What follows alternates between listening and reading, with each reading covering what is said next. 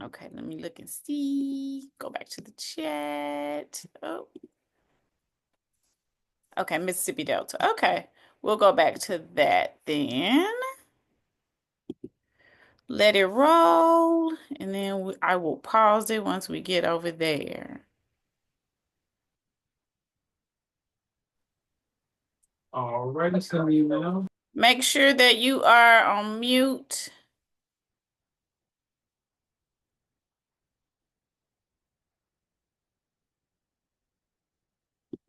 All right, so here we are at the Mississippi Delta region. Make myself a little small just so we can see everything on the map. So, what I was saying was that the movie is appropriately set in this particular region. So, this region of Turtle Island, the Mississippi Delta region, as is shown here, this entire area is considered the Mississippi Delta region. This is a holy site for diasporic Africans in the United States of America, Turtle Island, right?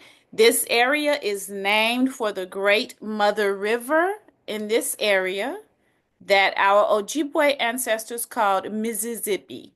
This is why this area is so named. It was named by the Ojibwe people, who were one of the original indigenous people in this area.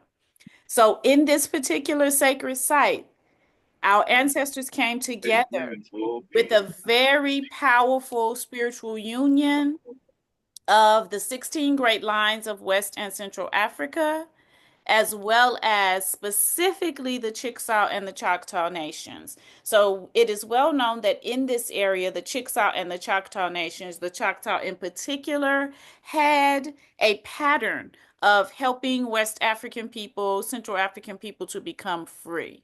They really had an entire system of freeing us, and I am going to give you a book recommendation for that after this particular slide. In this area, our Kikongo and Ngola ancestors are heavily present. Now, the reason that they were trafficked to this area is because we Listen, already had a knowledge of growing cotton. So this particular region, as colonizers came in and as human traffickers came in, what they wanted to do in this region was to imitate what our Angolan and Kikongo ancestors had already done in West and Central Africa with cotton.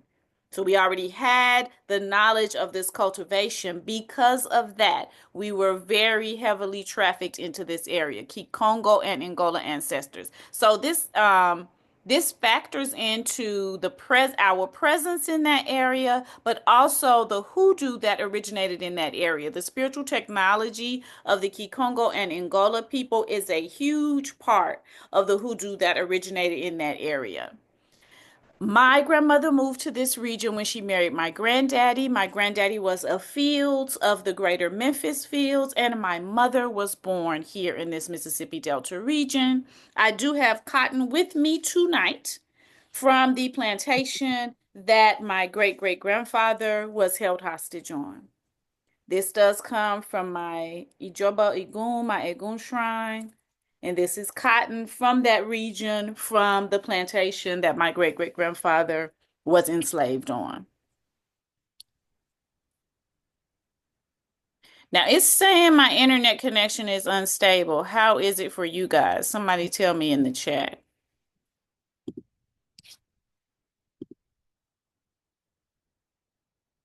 Okay. The sound is choppy. Is anybody else? Oh, it's better. Okay. Okay. Will do. So what I was saying about the cotton, the first thing is that Kikongo people and Angola people were brought here because they already had a knowledge of growing cotton that they were very successful with in West and Central Africa. And I was saying that my ancestors, my great great grandfather was enslaved on a plantation there, and I do have cotton from that plantation. And my mother was born in this area as well. All right. So the setting of the movie, perfect.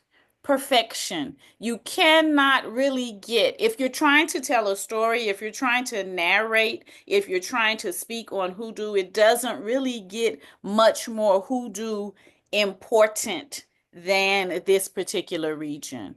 In the popular culture's imagination, and also in our collective consciousness as new Africans, as diasporic Africans, this is the region.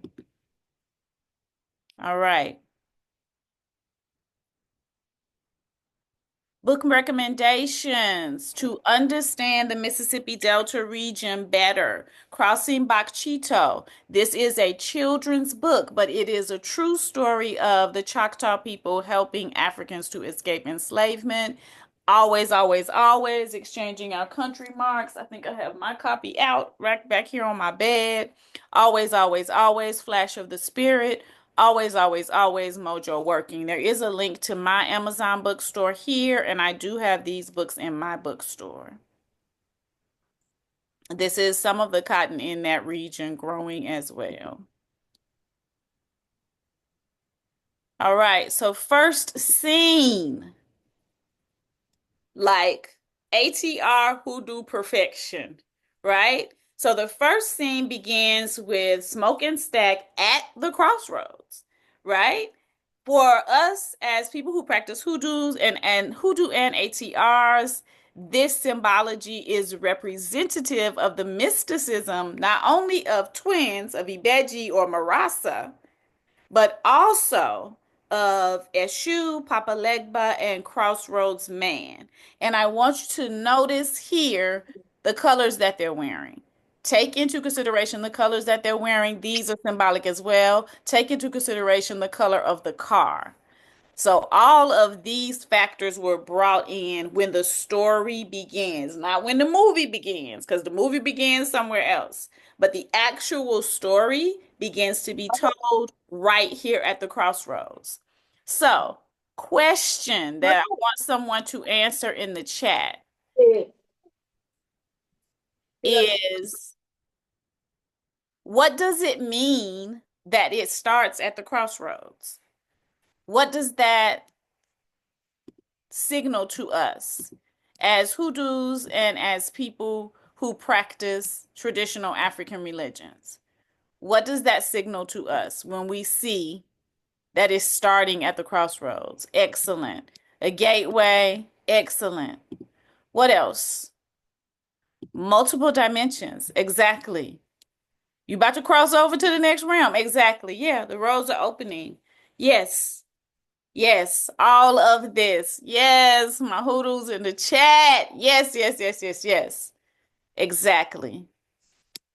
So I saw this, was so moved, and then what you guys are sharing is my next thought. So, hoodooistically speaking, when we begin here, we immediately know that the story is going to take place across several dimensions at once. So, when you see Ibeji, twins, these are representations of the mystical that has been made flesh. So when you are looking at twins from our ancestors' perspective in West and Central Africa, and this is an understanding that we carried over in the diaspora, when you're looking at twins, you're seeing the mystical. It's right there before your eyes, right? So it is something that comes from an ethereal realm, but it is made obvious for you to see. So you have that. Crossroads Man, Eshu, and Elegba are points of conjunction between the realms. But since we are here in Mississippi, I would say that Crossroads Man is more heavily represented than Eshu or Elegba, even though those are some of the foundations upon which he is built, and obviously some of his cosmic mirrors. we are seeing and feeling and experiencing Crossroads Man, who is built on the foundations of Eshu and Elegba. And we see that Stack is wearing red and black as a nod to the colors of Papa Legba and Eshu. And as you guys so aptly stated, this is a further indication that we're about to be traveling across some dimensions. Okay. The next thing that we see in that time, oh, my Dambala Veve is not showing up. I am so irritated. Hold on, let me go back. That is probably because of that, because of my internet. I apologize, guys. It's supposed to be a beautiful Dambala Veve right here, but that's all right. So the next thing that we see at this point in the story is, of course, a serpent. So when the serpent appears, this lets us know that the objective of going to the next realm has been reached. We are in the next realm once we see the serpent. The presence of the serpent is, of course, an indication that you are now in communication with the ancestors. The ancestors are here. This is how you know that you've moved into the next realm. Serpent magic, of course, was prevalent throughout the 16 great lines of Western Central Africa, but historically, it seems to have reached its zenith with the people of Dahomey, right? The snake keeping priests and priestesses of Dambala in Dahomey, which is modern day Benin. They created such a deep bond with pythons, now called ball pythons, originally called royal pythons, because of what I am about to tell you, is that the initiates and the royal family in Dahomey wore these pythons as amulets. So they wore them around their neck, about their wrists, and on their head. They wore them as amulets. That's how deeply connected they were with the pythons and how serious they were about their serpent magic. So when we see that serpent that is not showing up on my screen, I apologize. Y'all can see where the picture's supposed to be. Then we know that we've already entered into the next round. And right after we see the serpent, that lets us know we're in the next realm, we see the Choctaws. A beautiful picture of the Choctaw people is supposed to be right here as well. So we go into the next realm, the next scene, Choctaw people. I think it's magnificent that they did their work, they did their consultation properly, they got proper historical information so that the people represented were actually Choctaw. If you look up Choctaw people on Google, you will see that the clothing that the indigenous people had. I don't like to use the term Native American because, America. I'm not a fan of that term. That the indigenous people had on was Choctaw type of clothing, right down to the hats, the vests, the shirts. So definitely Choctaw being represented, and they are from that area, as I was saying before. So I feel like the way that they dealt with the Choctaw paid homage to the fact that they were the ones indigenous to the land. And I'm saying that because they recognized that Remick was dangerous, and they seemed like they had the means to destroy him. They seemed like that they were intending to take him off of this plane before he did any more harm. But they knew what it was, they knew that it was dangerous, and he was running from them, which makes me feel that they had what it takes to destroy him. Now, it's important to note here that there is historically an Irish and Choctaw connection, a friendly connection, and there is a statue in Ireland honoring the Choctaw Nation. So this connection is completely historically correct. Yes, I wanted more of the Choctaw. It was too short. I agree. I agree. Thank you so much, Miko. Yes, yes, yes. All right, so let's go on to the next.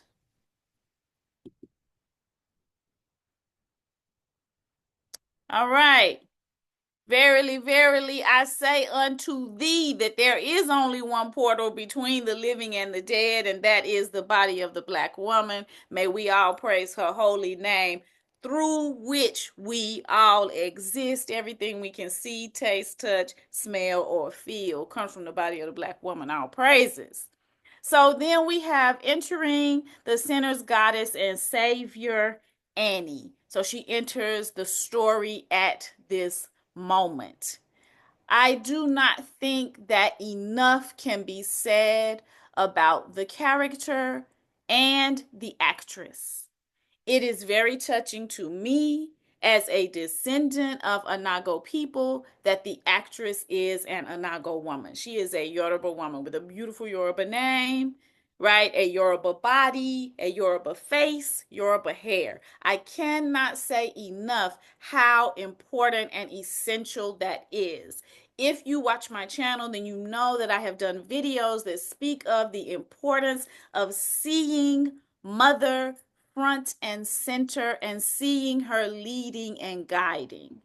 I feel that this representation and this character is a magnificent example of that. We get to see her, we see what she looks like, we hear what she sounds like, and she is familiar to us. She's familiar to me. At the end of the slides, you will see why she is so familiar to me and probably why she's so moving to me. But this character, this actress, chef's kiss. Perfect depiction. I'm so happy that they chose a completely Yoruba woman. The only thing that would have been better is if they had went and gotten a completely Mississippian woman with this same look. That's the only thing that would have been better. But outside of that, this was perfect. This was perfect. Love her down. Love her down. Completely down. Have been loving her since before this and love her even more now. And we're gonna get into it. We're gonna get into it. Because she got into the vibes of the movie as well. If you go and look at some of the interviews that she's doing. So then we have Annie. Annie comes in. This is the goddess and the savior in this story, right? We know because of the symbology around her, and we know because of the actions that she takes.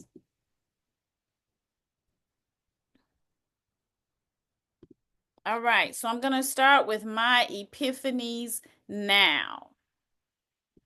First epiphany. Ooh, this Zoom thing gets on my nerves so bad. First epiphany.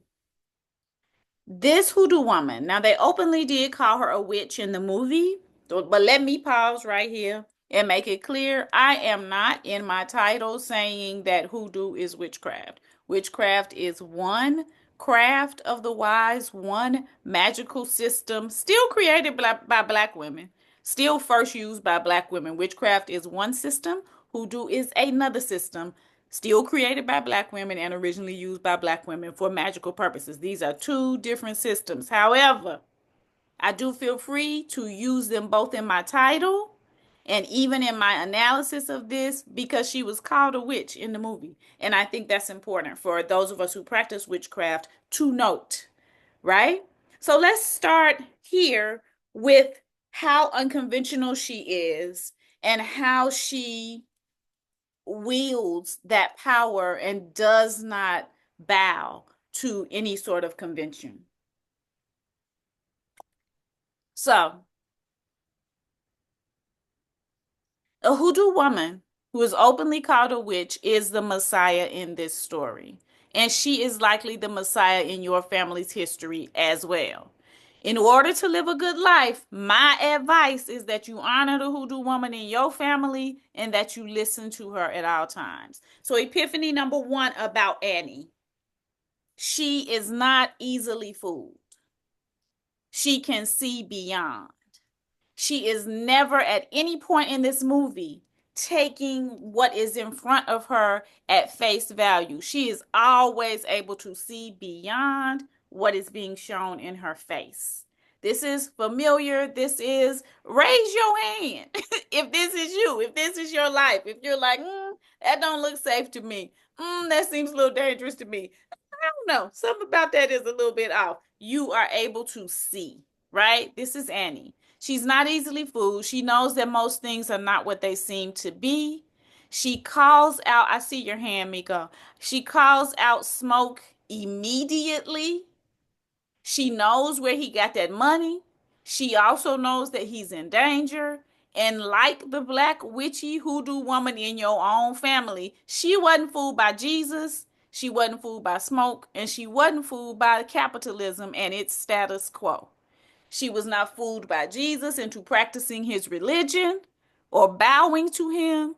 She was not fooled by smoke into running around the country after him, chasing him, trying to be his woman or his whatever. She was not fooled by any of that and was not fooled by the status quo. She lived her own life in her own style, in her own little cabin, in her own way. All of that nonsense that was supposed to be tricking her and that was supposed to have a hold on her and that was supposed to be running her life and having her running hither, thither, and yon for its approval. She wasn't fooled by that. So not only was she not fooled by things that was presenting itself to her, she was not fooled by any of these systems that were presenting themselves as a better way to live. All right.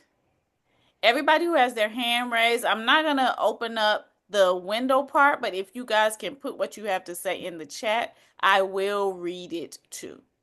Yes, she does have on Elay K's. This was the first reason that my son um texted me when he was watching the movie. She was wearing her Elay K's. Exactly. We see her helping other women immediately as the movie starts. Anybody else want to say something in the chat?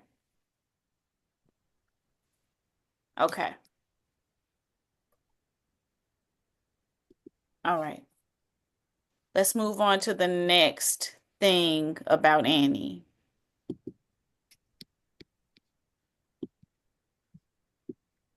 All right. This is the second epiphany. She is innately powerful. This is a picture of the bones that she threw in the scene where she was throwing bones. So she was innately powerful. And if you guys have been rocking with me for a moment, you have heard me talk about power of. Power of is power that you have. You have it in your body, you have it in your mind. It is a part of you. Annie is an example of power of. As soon as her face comes on the screen, we feel her power. As soon as we see her interacting with those little girls, we feel her power. We experience it. It emanates from off of the screen, right? It's palpable. We can feel it, right? But in addition to having power of innate, as part of the body and the culture and the lineage that she comes from. She is also skillful in her craft. We know that she's skillful because her throwing of the bones was accurate and the construction of her mojo was powerful, right? Her medicine was strong, as our indigenous ancestors would say, right? That mojo was powerful and her divination was accurate. She is a genius of the spiritual technology of hoodoo, and the hoodoo woman in your family is too. Hoodoo woman in your family has likely been labeled as funny acting and strange. Everybody seeks her advice, right? And everybody call her when they need something, right? No different.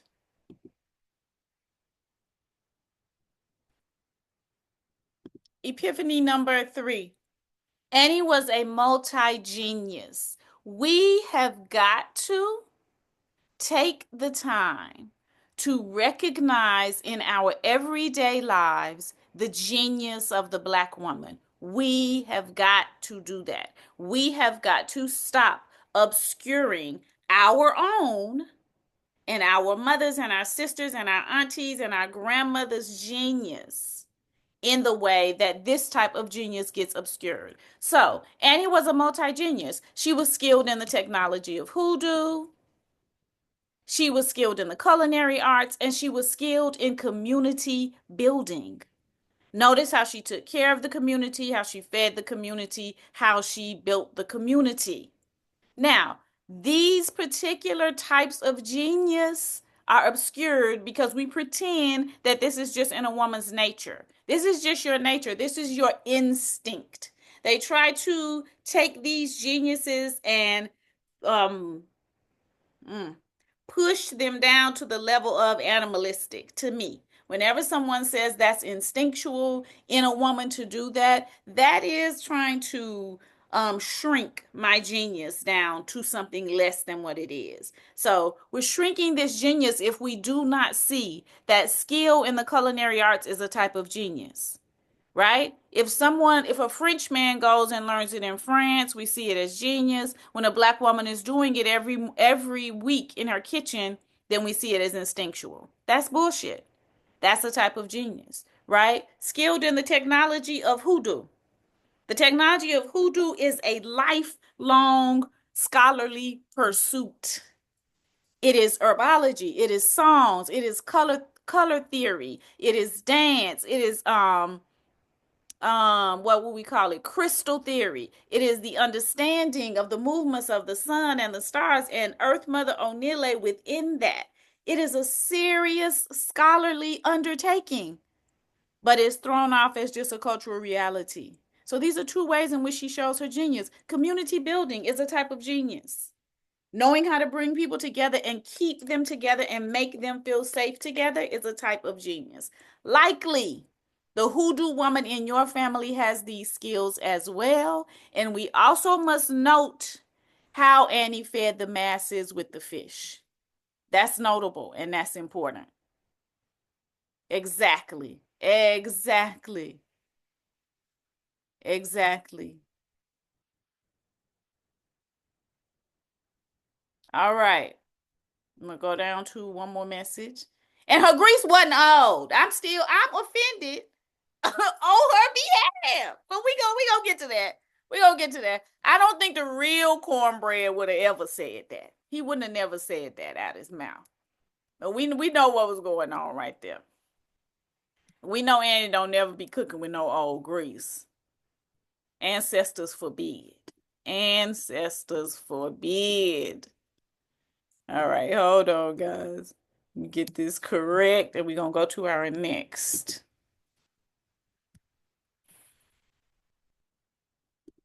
Baby, Epiphany number 4.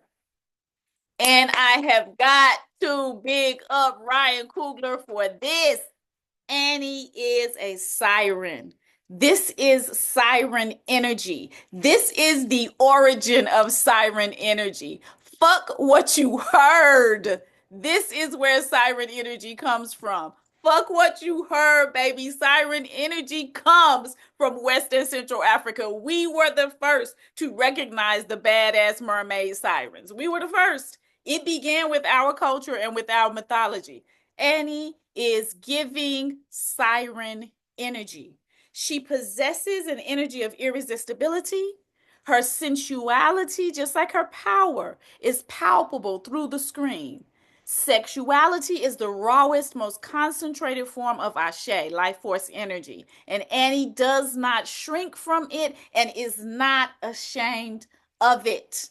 Right? The magical black messiah in your family has probably been shamed for baby daddies and body counts because siren energy is part of the magical black woman, is part of the hoodoo woman, right? We don't shy away from this. We are not afraid of this. And you know, if a Michael B. Jordan presents himself, we know what to do with that. We know what to do with that. Yes. Yes. Exactly. Exactly. We know what to do with that. We know what to do with that. We are not ashamed. We're not afraid. We're not scared. We're not some type of demure, docile being tippy-toeing around the stuff of life. We made this. We created this. And we know what to do with it and how to interact with it. This is us. Yes. Me too. I was shamed for my intimacy too. I know that's right. You cannot shame me for nothing that I'm proud of. I done set up and got skillful, baby. Not gonna be shamed. Okay, epiphany number 5. Annie was living a multi-dimensional life. A distinguishing characteristic of West and Central African diasporic people is that we keep a serious tradition of traveling between the realms. Diasporic Western Central Africans of the 16 Great Lines, you see us constantly traveling between the realms. We make it a part of our cultural reality. So not only in our spiritual traditions, in our obia, in our mayal, in our kumana, in our hoodoo, our root working, not only in that, but in our music, in our dance, as they said in the dance scene. This is us traveling between the realms. They flat out said it in that musical scene. And Annie lived between those dimensions all the time. She sat at what? The crossroads between those dimensions all the time. She lived a multidimensional life. Living in either sides of a dimension is our cultural birthright and it is our cultural norm. For us, it is abnormal to only live in one dimension. For us, we are constantly in contact with the spirit realm. We are constantly moving between the realms. We understand everything that we see as a spiritual action or reaction, right? All right. And so in that way, we are all what our ancestors would have called two-headed, right? That was a name for hoodoo people, was two-headed people. But because we are living in two dimensions at all times, all of us are two-headed to a certain extent. Your family Messiah keeps the traditions of the mothers of your lineage. She ain't moved by spiritual fads. She is old school. The oldest of schools, baby. The for real old school.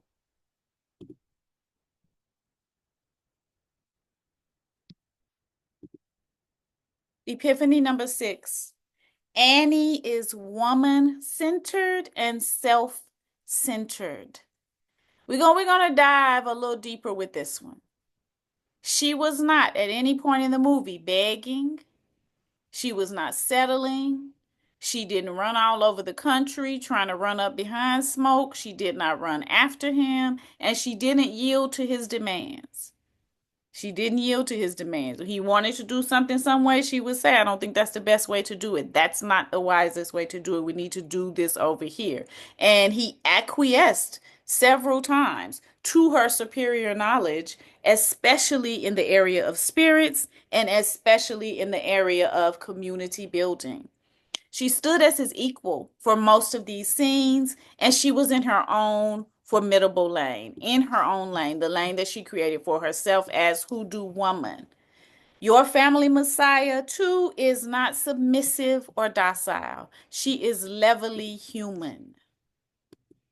Levelly human comes from our mothers of the Cohambi River Collective. And as they wrote what we want and need as Black women, they said to be seen as human, levelly human is the first of what it is that we are looking for. Okay, Ashe, yes. Yes, my mother used to travel all the time as well. So,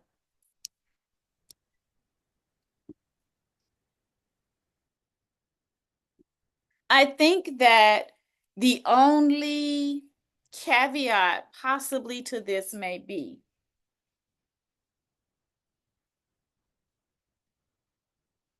that she did not save their daughter. So there was a point in which he asked her if the mojo that she created was strong enough to save him and his brother. Why wasn't it strong enough to save their baby? So I think that may be the only caveat to whether or not she was self-centered enough. Was she self-centered enough? When I look at that, when I saw that scene, I see that scene as the extraneous variable.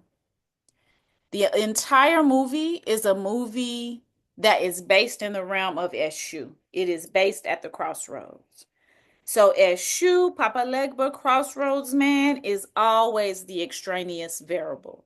And what that means is you can do your best and something still may go awry. You can do a perfect offering, create a perfect mojo, do everything that you're supposed to do, and something still may go awry.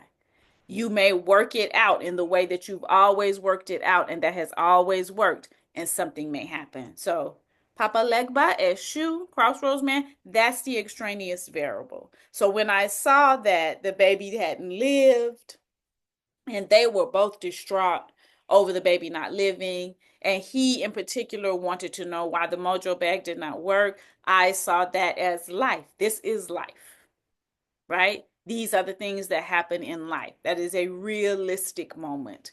So that was how I took that. But I know that it could be taken some other ways. And obviously I'd have to know the writer to know what he actually meant. Child, I love me. I love me a gangster, and they love me too.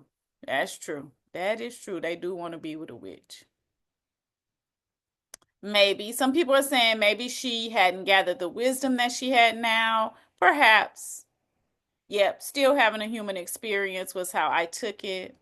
Yep. And then there's power in, yeah, admitting that life is going to life, right? And it's uncertain.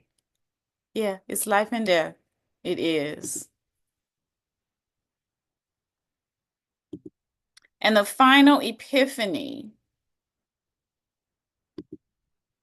she is in this movie the original Madonna. She is in this movie creatrix, source, and savior, right? This is a symbol for all of my artists, all of my people in here who paint or who study art history. When this is presented, what happens as to our collective consciousness as people who were raised in the global north, we think about the Virgin Mary, who is the Madonna, who in our collective consciousness is the mother of God. So to present a beautiful Black Yoruba woman like this is making the statement to our consciousness that she is the original Madonna. She is mother and source in this movie. She is the creatrix, the source, and the savior. She protects this lineage right on up until the point of death, and then gently ushers it over to the other side. She ensures that the lineage continues because, as an African, as a new African, death is not the end of a lineage at all. But you have to do the proper rites to make sure that the lineage continues. So she's doing the proper rites and she's ushering the man over on his journey to make sure that the lineage continues. Her magic, her love, and her beauty light the family's way into the arms of the ancestors, right? This is what she's doing just by being, by simply being, by existing. That's the powerful thing that she's doing. No, work with me. All right. And this is one of the reasons that I love Annie's character so much because of the big, badass, witchy woman that walks with me. My great grandmother, Big Buddy, was so bad that that was her. That's what we called her, right? I never got to know her. She died the same year that I was born of cervical cancer, but Big Buddy is the Annie of my family and the matriarch. And I had to give a picture of her hugged up with one of her many boos and husbands. She was married about 3 or 4 times. So they could nobody get it twisted. And then I want to give y'all a picture of her as the very well respected granny midwife who, when it was allowed, went on to become a nurse midwife. She was the first medical professional in our family, and now everybody else is a medical professional except for me, right? They are all scientists. I am the artist in the family. But let me see what y'all are saying in the chat, and then we're going to go a little deeper.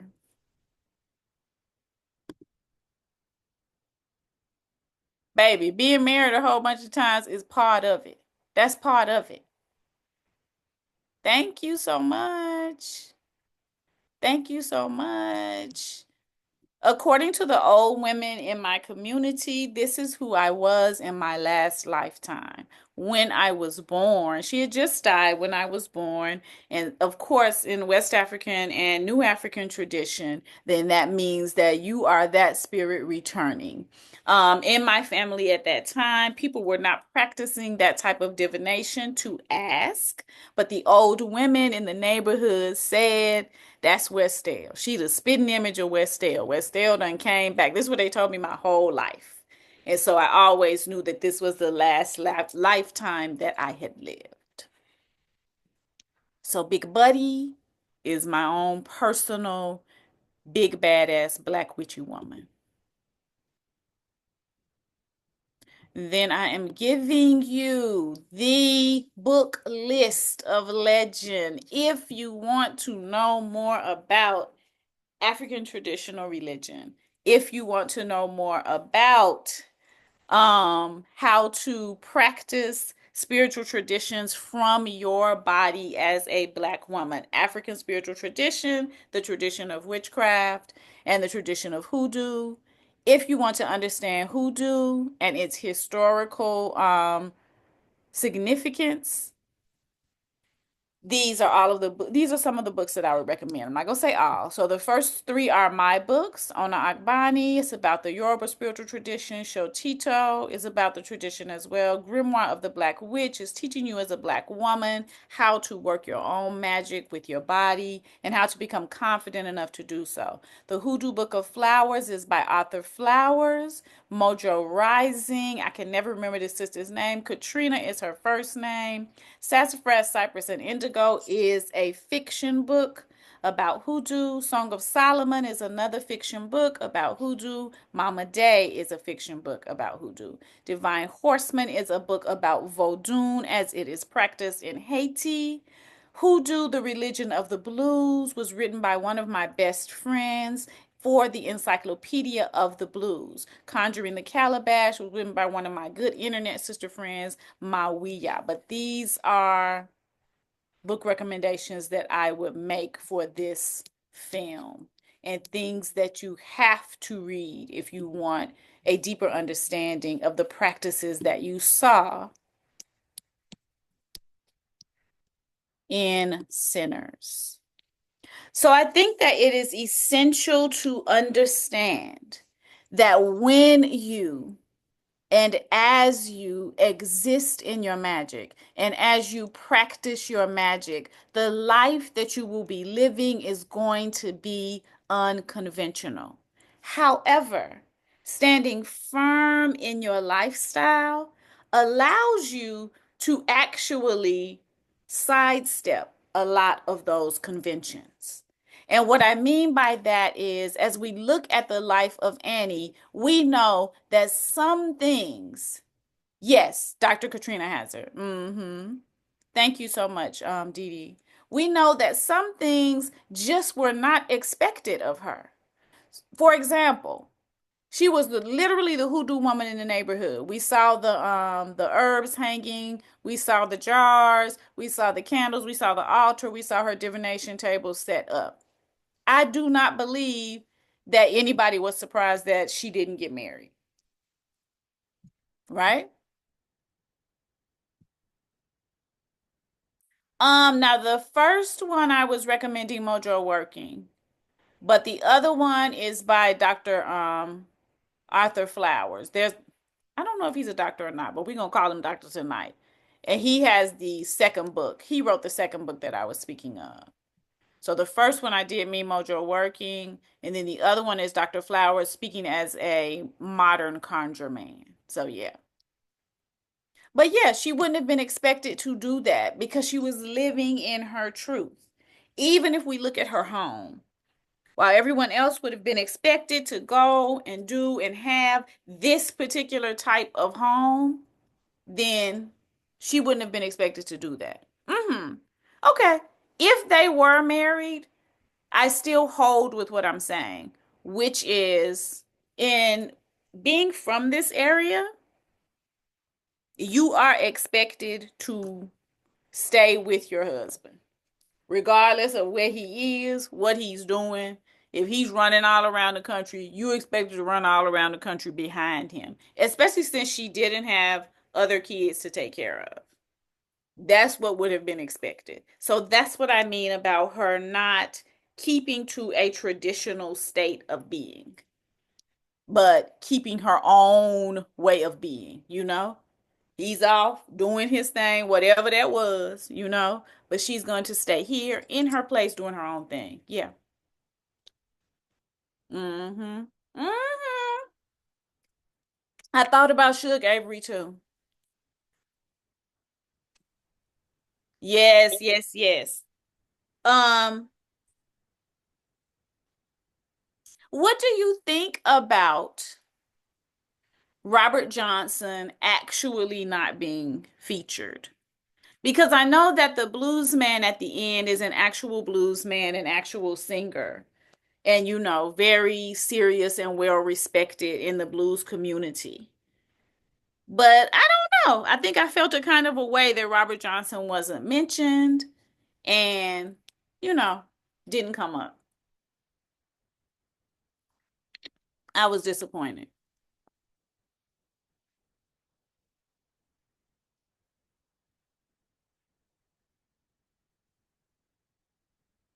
But it's different from the Robert Johnson story.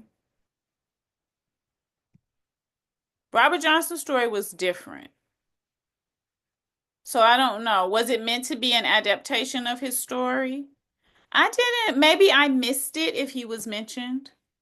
The family may have objected. That's true because years ago I watched a YouTube that his nephew or grand great nephew or something put out, and he said that none of that was true and that his uncle never did practice hoodoo.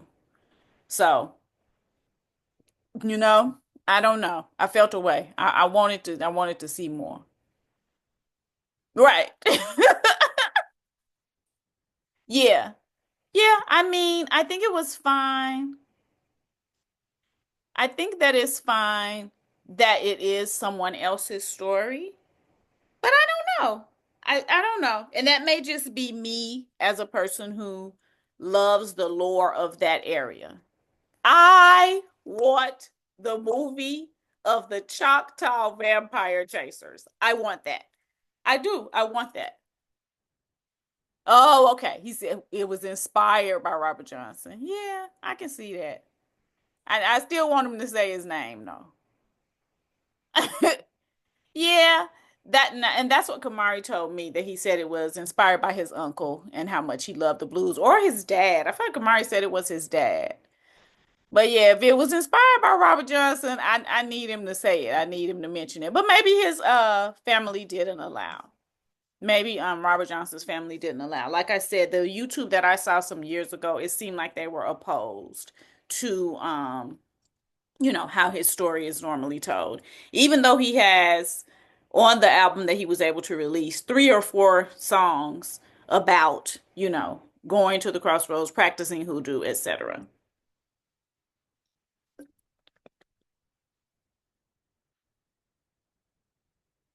Yes.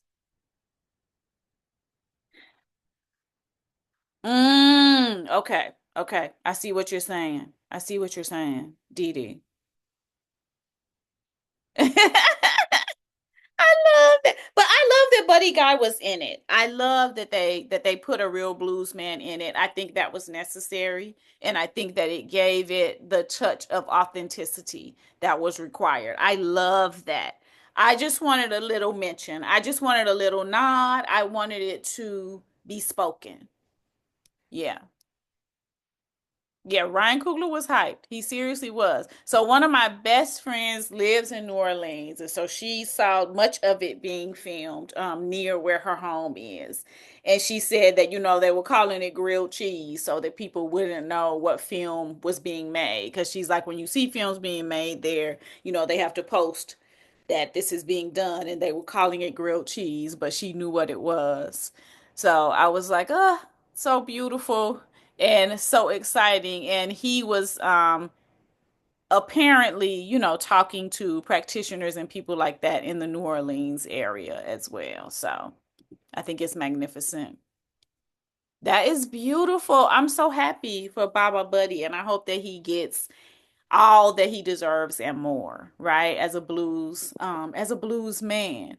I am always so disheartened. So my brother plays jazz piano and guitar as well, but he plays the blues as well. But I'm always so disheartened when I try to look up blues music to see how the degree to which it has been appropriated. And it's very hard to find authentic Southern blues like I grew up listening to. So I was so happy to see him there, so happy that he's a real blues man. That part was powerful to me. And also the young actor that played Sammy, I'm happy to see him starting off on the road of being a blues man. Powerful, beautiful young man as well, and very powerful singer and storyteller. Yeah. No, the Mississippi Delta does not get its credit, and I grew up, in the middle of that argument. Because everybody is gonna say it started here, it started there, and there was a literal argument, and it would get heated. It would Diddy, that this we ain't speaking nothing but pure facts now. It would get heated. People don't want to hear that. People don't want to hear that. But yeah, Mississippi Delta is definitely the birthplace of the blues. It's fights about it. It's fights about it. Mm-mm. First of all, my mom was born near Memphis. So Memphis will sometimes try to take the credit for it being from there. I've even heard people say it comes from Nashville. Not black people. I've never heard black people say that the blues come from Nashville because we know that it didn't. But I have heard people say that it comes from Memphis. And so the Memphis people and the Mississippi people, when I was little, would be the people that would be at odds about it. Even though Memphis and Mississippi is so close. They is so close geographically, so close. And even though Memphis is part of the Mississippi Delta, they don't want to give any credit to Mississippi as far as the creation of the blues. Yeah.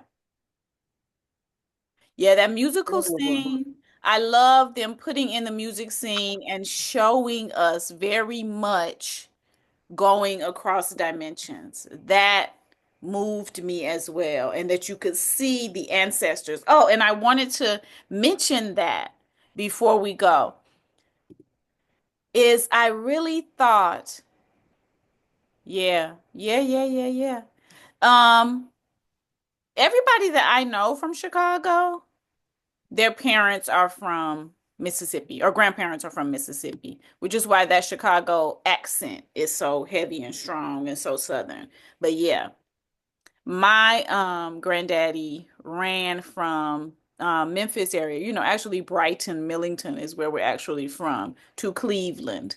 That was his great migration. So that's how we wound up there. The music scene I loved. I loved how it showed all of those ancestors. And then I love that it gave us the opportunity to make that correlation between all the different types of magic that came to that area. And so it's important to mention here, and one thing, make sure you're on mute. Make sure you're on mute. So one of the things that I wanted to mention tonight is that Irish people were one of the original groups of people oppressed by the British and the French. And they hate the British and the French, and feel about the British and the French and their oppression the same way as other global South people feel around the world. Now, that doesn't mean that some Irish people are not racist. That's not what I'm saying. But it's important to note that Irish people are, of course, the original Celts that practiced what became witchcraft and then was co-opted and taken to Britain. So a lot of times when we think about witchcraft, we think about it beginning in Britain, but the Celts were actually from the area that we would call Ireland. And so that type of witchcraft would have come from that particular character, Remick. And he mentioned it. He said that those people came and stole his land. Of course, he's talking about the landowners who would have been British and French in background. Now, they may not, they would have presented as just white Southern men, but their background would have been British or French. So he talked about them coming to steal his land and how he no longer had access to that magic and that way to connect to his ancestors. So what he called himself doing was, creating an army of all of the oppressed peoples to take that group of people down. So I thought that that was a timely message, but I also thought it was very timely and, of course, historically accurate that they made it the Irish. The Irish are, of course, the Celts. That's where witchcraft comes from. Yeah, that was wild. Yes, yes. The reciting the Bible verse and the singing. So the singing, being from Tennessee, very much gave Appalachia to me. The singing was given Appalachia. I was like, "Ooh, I know this right here. I know this right here." Okay, what's your question, Didi? Uh, One, I want to say I am Black in Choctaw, and Mm. the way that the Chinese family showed up, or the Chinese community showed up right smack dab in the middle of the Black community, Mm-hmm. is the way that Choctaw existed in that time period in the Black community. And I'm a product of Mm. that. And I hate that they didn't show that. So I wanted to point that out for everybody that's wanting the Choctaw backstory. Like, we was all together. Thank It's you, all thank you. together. Yeah, that hurt my Um, feelings too. And yes. Go it, ahead. it was inaccurate to me. Now, I didn't grow up. I grew up in the part of Tennessee that's further north, but it was Mhm. inaccurate, and maybe they were gone by then because I know it's historically correct that it was that many Chinese shop owners at that point in time. So for my experience, Mhm. that was actually very inaccurate. But I left Yes. it alone because other people were saying it's historically accurate, but I didn't grow up seeing that. I remember when Right. Chinese people started coming. I was already a teenager, about to graduate. Right. Right. I talked to my hoodoo godmother who's in her 80s, Hmm. and she was like, "What?" Exactly. Yeah. She was like, "Wait a minute, they got their decades wrong." I But the know some question that too. I had, yeah, okay. The question that I have, yeah, is I grew up. I grew up in Mississippi. I was born in Mississippi. I was born below the Mississippi Delta, so south of the Mississippi Delta, but definitely in Hmm. that area with Black and Choctaw people. Hmm. And the way, and I grew up with a hoodoo family, a hoodoo mother, hoodoo grandmother, great grandmother, and my great great grandmother on both sides were alive until I was a teenager. And the way we moved about in community, the women weren't the only ones with hoodoo knowledge. Mm-mm. And I was wanting to know if that was true for your community as well. Like, men knew how to recognize a haint, men knew how to move around the roots and all of this. And in this movie, these men was just like relying on the savior and goodness of the Black woman, because she had all the knowledge. They's like, "What you think? I don't know. Shooting at a man? You acting kind of funny. What?" The hang in now. You ain't got to be from home to know not to let the hang in. And Right. also, it was whenever at home where I'm from, whenever somebody did something weird like that, if you did something weird like that as a child, Yes. your Yes. grandmama was gonna stop you, like, "Girl, what's wrong with you? What's going on with you?" They was gonna check and make sure you was you. There was never Yes. a point of not checking and make sure you was you. So Yes. that was weird that all the dudes was trying to let the hang in. I was, well, I mean, he was a vampire, but I'm just saying. I was like, that's wild. So I don't know why he depicted it like that. I do not know why the Dr. Buzzards and the Uncle so and so's was left out. I don't know why he did that and what his point was with that. I also felt like the twins and even Sammy and Sammy's dad would have known a little bit more magic. Yes. Absolutely. That Definitely was the weird. pastor. Mm-hmm. And also the blues man that they met at the crossroads. He is working at the railroad for a reason. That man had a function in the community. He Exactly. was also the person that worked the graveyard. He Right. was literally the man at the crossroad. He was a root worker. And that's the reason why he was the blues man that worked the daytime Exactly. shift at the railroad. He had a Right. function So in he could community. be So, at the crossroad. Yeah. Yeah. And you could so tell by the way he's told the stories that he was the mm-hmm, Dr. Buzzard. mm-hmm, You could tell. mm-hmm. So Hmm. why is all of the magical labor on the black woman? Mm. Well, we know the answer to that. That's true.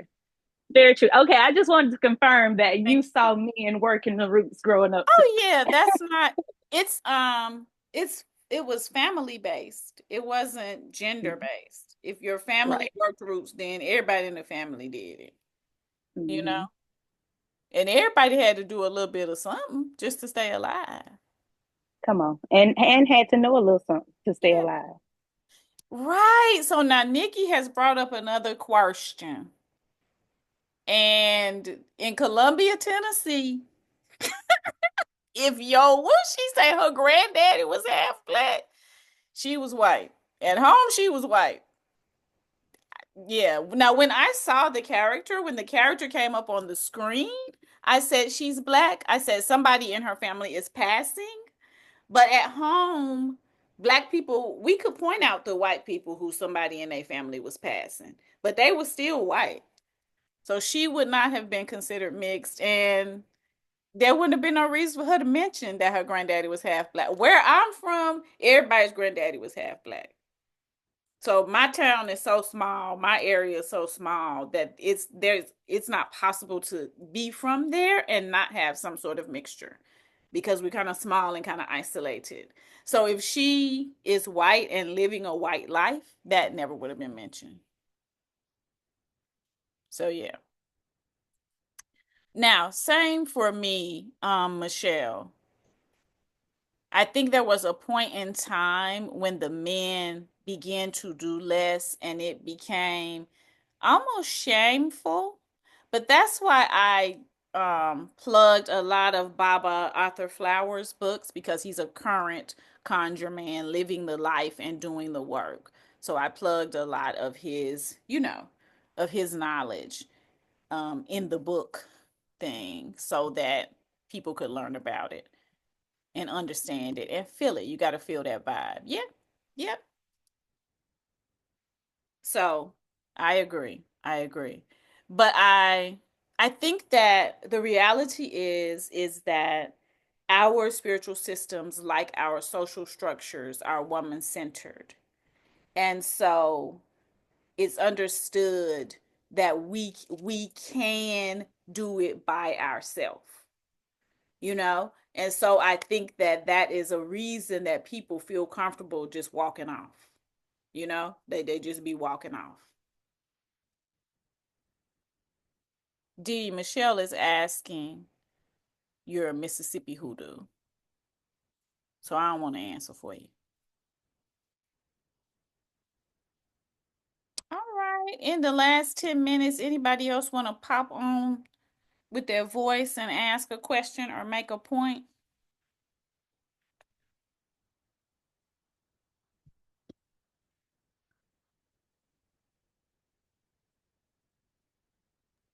Just gonna pop in and tell y'all I love y'all and I appreciate y'all. These witchy Tuesdays, Wednesdays, whatever day come, I'm ready. I'm here, and I love it. Sure, love you back. Dee Dee, you said you got your hand. Are you clapping? Anybody else got something to say? Hold on, let me go over here to I my. just want I Go just ahead, want to say I'm happy to participate tonight, but also as a Memphian native and having lived all across the state of Tennessee, I do my best to tell people that the blues is Mississippi Delta. girl. You better And quit saying that. it just You happened to be better quit recorded in saying Memphis. that. You be saying it I say it because I get to teach a little bit out. as Okay. part of my job. Okay. So I get away with it. I would never say it out loud in my people's house because they swear I up get and in down. trouble. You should see what some of the people I work with, because I work with people across the state, when I tell them where rock and roll came from. That's all I wanted to say. Thank Thank you. Ilosha? Else? Come in. Yeah, I'm listening. Oh, yeah. I just wanted to give you your greetings and thank you so much. This is Ocean Doyen Nadine Joseph. This was a great class. Thank you so much. Okay. Say that again. I'm sorry. Hey, Nadine. I'm sorry. My grandson was asking me a question. Go ahead. No, I was just saying thank you for the class. I just wanted to greet you as my elder and Odeyeyeo and everything, and you did a very good job. Thank you. Thank you, sis. Anybody Oh, else want to pop I'm in? a, I'm gonna pop off a mute. Greetings, greetings, greetings. Greeting. Uh, I've been looking forward to this all day. First and foremost, I've been looking forward to it all day, and I feel like it was such a deep spiritual experience, and to have that in a movie theater was Mm. it was refreshing. Mm-hmm. Annie took my breath away from the moment she got on the screen. And Yeah. it was something about that scene between her and Smoke. Yes. It was not vulgar. The sexuality was beautiful. Yes.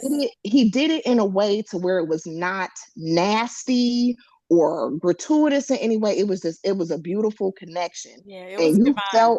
you felt her strength, you felt her power Mm-hmm. in that. And I've of course dove into all these rabbit holes online where it talks about where her interviews, Mm-hmm. she learned a lot in Yeah. the experience and she felt reconnected, which I think is so important for us to have. We need to have those connecting pieces, and it's just I have to go back and see it again. I Me saw it by too. myself last weekend. Well, no, Mm-hmm. the weekend before last, the opening weekend. But Mm-hmm. I'm going back to see it again because Yeah.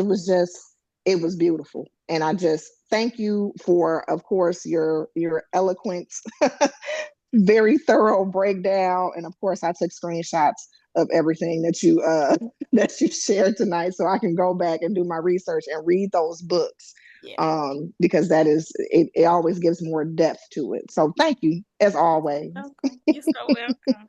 Yeah, I'm gonna go back and see it too, just like you. Anybody else jumping in? I'll say something really quick. Okay. Greetings. Greetings. This is Afasimi or AKA Jeanette. Um, Thank you for this class. I've been waiting on it. I think I got hype in your on Facebook about it. I've seen it twice.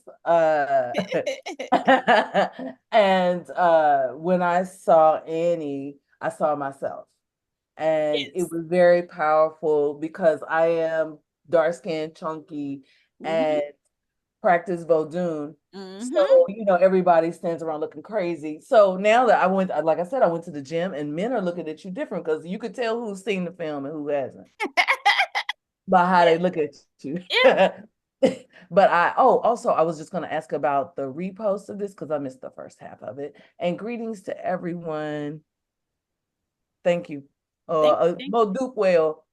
Kotopwe, Kotopwe. But yes, I will do what I'll do is just go through and do an email and send it out to everyone. I'll send the Zoom. The Zoom is saving to my computer, so I'll have to upload the video to my YouTube and then I'll send that out on the email.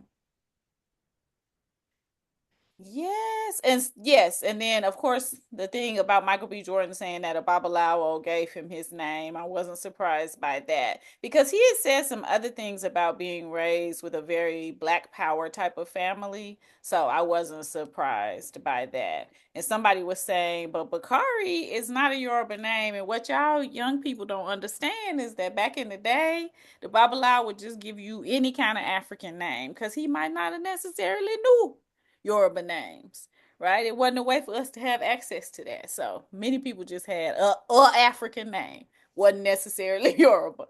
So Bakari would have been considered a powerful African name back in those days. Still is, but you know what I'm saying.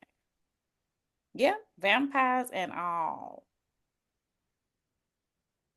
Yes. Well, I went to see it in Atlanta, baby. It was all black all day long. All black all day long, as is everything.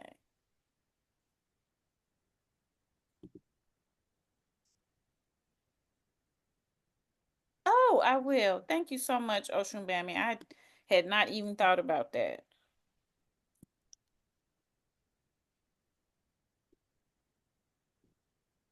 My goddaughter reminded me to drop my cash out for donations.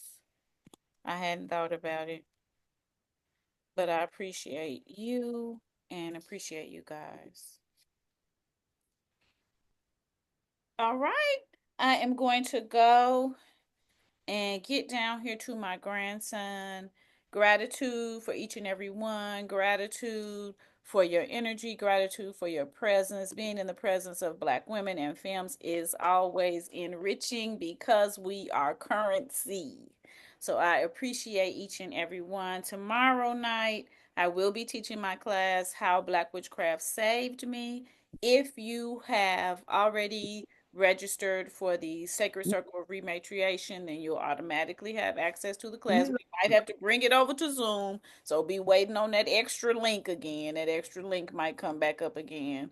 But please join me in that. If you haven't, then please come on over to the Sacred Circle of Rematriation. This is what I'm doing every Wednesday, is reorienting our minds and our spirits to the sacred center of Black womanhood, because we are the center.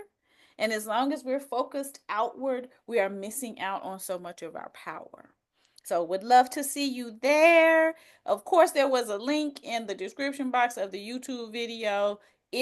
Since we are not there, please go to my Instagram page, and there is a link over there in the bio. Love y'all. Everybody have a good night. Enjoy the rest of your Tuesday evening, and I will see you tomorrow. Peace, y'all.